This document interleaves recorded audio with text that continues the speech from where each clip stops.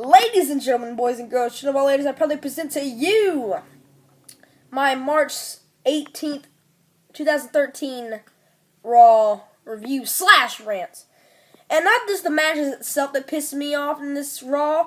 The things that happened in this Raw is what pissed me off, and that's why I'm ranting on it. And before I get into any ranting or giving my thoughts and opinions on this video, or this Raw basically, I asked you to subscribe, but it's optional, of course, if you'd like to, or if you already subscribed, thank you. I just want to give you my appreciations and my thoughts on it. Anyway, if you'd also leave a like rating, but it depends how you like this video or not, so it's also optional, and it's all in your preference. So, but the only thing I really ask you to is to please leave a comment section, leave a comment in the comment section below, is because I would love to get discussions about professional wrestling, etc., so I can respond back to you and get my thoughts and get your thoughts, see what you like, what you don't like, what's going on in your time frame of what you think about wrestling and stuff. So, anyway, let's get on to the first part of the show. John Cena and the Primetime Jobbers in the opening promo segment. John Cena comes out and he's talking about The Rock and how he's so excited and how he gets to right the biggest wrong in his stupid career. Well, not stupid career, but he comes out and says that.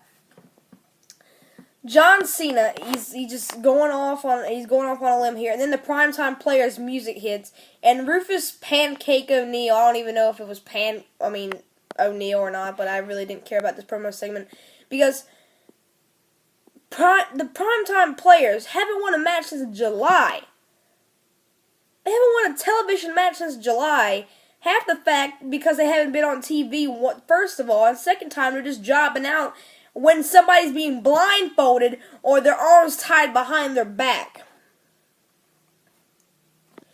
And then, so Primetime Players, they're out there ranting on John Cena and them, talking about how they don't want to see him at WrestleMania and stuff like that, and the crowd goes crazy. I'm like, oh my god, nobody else wants to see him either. So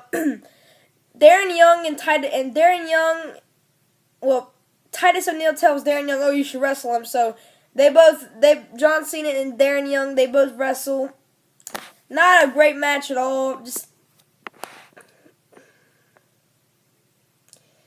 First of all, the only thing I don't like about this, one of the first things I don't like about this that gets me kind of, is that John Cena cuts a promo segment about The Rock, and The Rock Cena Part 2 has had terrible build so far.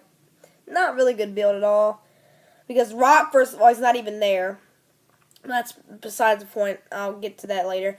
But if you're gonna build your WrestleMania, your main event for your biggest show of the year, where everything's supposed to go on, and you're supposed to expand your product, and then you could have picked Undertaker versus CM Punk, a phenomenal match. You could have picked Bork Lesnar versus Triple H with the career versus nothing, because it's a no-holds-barred match, and I'll get into that later on in the show. But this isn't really in the show. But anyway, just why would you want to have him having a promo segment for about 5 minutes with the Primetime Jobbers? Explain. So I already went over the John Cena Darren Young match. John Cena wins, Super Cena. David Otunga versus Ryback. Nobody cares about David Otunga anyway. He did his whole shtick with the Nexus and being a lawyer and being on Team Johnny and all that kind of crap, and then just got stale after a while, and then Ryback just squashed him the whole time. And then Ryback cuts a promo and says he wants Mark Henry because they didn't get to finish their match because of the Shield. And Ryback versus Henry, like I predicted, and if you haven't seen the WrestleMania 29 predictions, I called this, and this was before Raw or anything. And there's another match that I called correct, and there's another match that's going to be scheduled on the pay-per-view. That's already, a given fact. Next match, Fun Don Go. An amazing entrance, by the way, because like Anything Goes show said, it was pretty phenomenal entrance, in my opinion. Then he goes up against Great Khali, and not the announcer that got his name wrong. It was Natalia that got his name wrong, which is ridiculous. And just like Mr. Charisma 06 said, get your own freaking announcer if you want your name pronounced right. Look at Ricardo Rodriguez. Although Ricardo Rodriguez should be on TV wrestling and not being an announcer. Oh my god. R-Truth versus Damian Sandow. You have Damian Sandow run away in a count out. Great way to build this guy up. Great. Damian Sandow has had the worst build and had one of the worst starts of his career I've ever seen. I've seen some bad starts in the WWE, but Damian Sandow's got to be far more worse than I've seen in a long time. Because Damian Sandow had these open promo segments like Alberto Del Rio and stuff like that, so when he debuted, people would know what his character would already be about. And you had this intellectual savior of the unwashed masses and stuff like that, and he interrupted DX at Raw 1000 just to get super kicked and pedigreed. But who... And then all of a sudden he forms a tag team with Cody Rhodes, and everybody's like, OMG, Cody Rhodes and Damian Sandow, this is going to be a great thing in WWE. But obviously we were proven wrong. They never won the tag team titles, and maybe that was a good choice at the end of the day, but I don't think so. I think Damian Sandow should have gotten over more as a heel with Cody Rhodes, and then they split up, and then they get right back together at Elimination Chamber for one night only, to be told only again that they're back together for some odd reason. Then Damian Sandow goes one-on-one with R-Truth, and it seems Cody Rhodes, Kofi Kingston, R-Truth, and Damian Sandow are having this whole huge feud when Kofi Kingston's not even involved. Damian Sandow, he loses the match via countout. Next, Undertaker versus CM Punk promo segment. This was a phenomenal promo segment. CM Punk did a great promo segment. I think that was correct because Undertaker was like, the only way that your soul will be saved at WrestleMania from the beating of a lifetime, basically. And I'm kind of, what's the word? Not a little exaggerating, but anyway, he said, give me the urn back. And CM Punk, oh my Undertaker, yes! But that was actually him talking at a thing, which is pretty cool. And yeah, it was pretty awesome. I thought it was pretty epic. And then he cut a good promo segment for about a good 2.5, 3 minutes. And then all of a sudden he drops the urn when he's playing. When I was like waiting for him to say, "Oh, he's gonna drop it. He's gonna drop it soon, and it's not gonna be on accident." Or it's not going to be on purpose, it's going to be an accident, and then he dropped it. I don't know if it was on purpose or an accident, but it left his hands, he said, oh, beep, and then he had a little thing. So, and then he said, right, no disrespect intended. So he covered it really well, and it looked like he was really disrespecting it and throwing it down, so it kind of covered up in the transitions as well. Next, Primo and Epico versus Team Metal. I knew when I saw Rosa Mendez dancing in that miniskirt like she was some stripper, I knew right then and there that Primo and Epico were going to lose no matter what the tag team was. It was going to come out of the curtain next. Whether it was the New Age Outlaws or anything. They lost to Team Hell No. They got squashed by Team Hell No. And Primo and Epico were the former WWE Tag Team Champions that won at a house show. Words from the one, the only pick. And that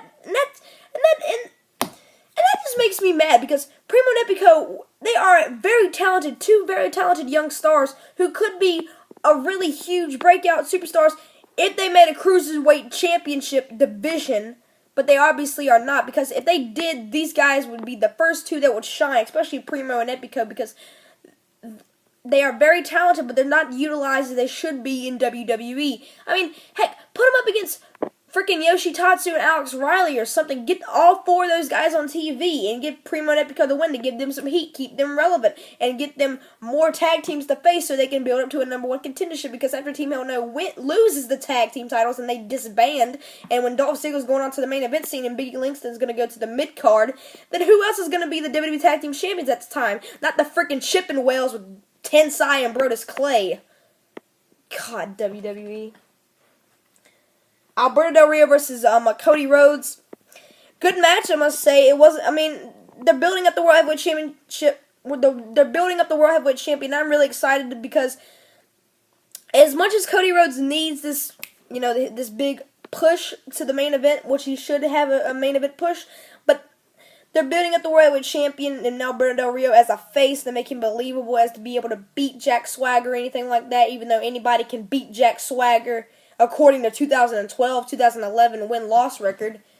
But Alberto Del Rio, he wins the match, and I'm glad that they're pushing him, Alberto Del Rio, as a credible World Heavyweight Champion.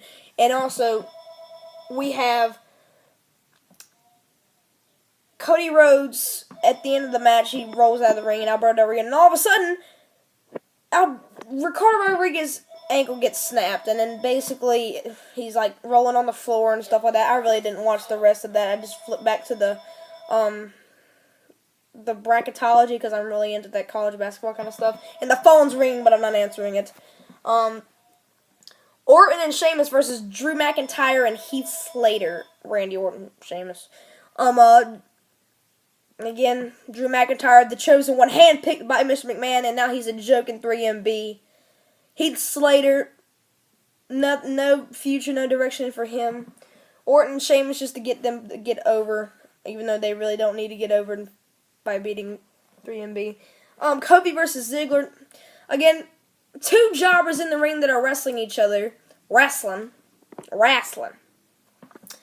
And basically, Dolph Ziggler pulls out the win, even though Big E Langston, Ryback, had to interfere, and it didn't make him believable. So basically, what you need to learn about this is that Dolph Ziggler and Big E Langston will be facing Kane and Daniel Bryan or Team Hell No at WrestleMania 29 for the WWE Tag Team Championships, which is the match that I called. Watch my WrestleMania 29 card, and I got it right. Anyway, next match. The very good triple threat match, in my opinion. A lot of people would say, "Oh, it's a B+ match," but I think it was a pretty good triple threat match. It was timed well. I think it was good. He had some false finishes in this match.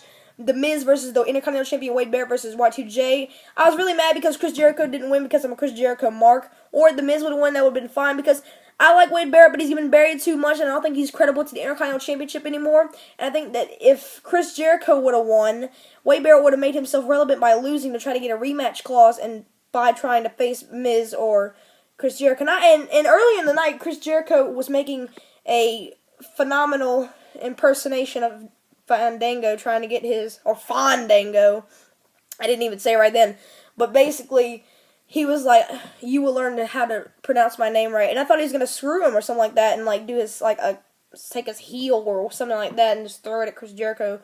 But then Wade Barrett wins by the roll-up. But I was waiting for that so we could see Fandango versus Chris Jericho at WrestleMania 29, which I was waiting for that. But it didn't happen, which was good as well. So Wade Barrett is still your Intercontinental Champion. So there's nothing else for Wade Barrett to do right now because he's not going to have a match at WrestleMania, and there's nobody for him to face. Because if he would have lost to Miz, he could have gotten a rematch shot, and Miz could have been, credible as a babyface, and he could have done something, to do at WrestleMania. So is Chris Jericho. So now we're in the line. What is Wade Barrett, Chris Jericho, and Miz going to do at WrestleMania? Absolutely. I don't know what's going to happen.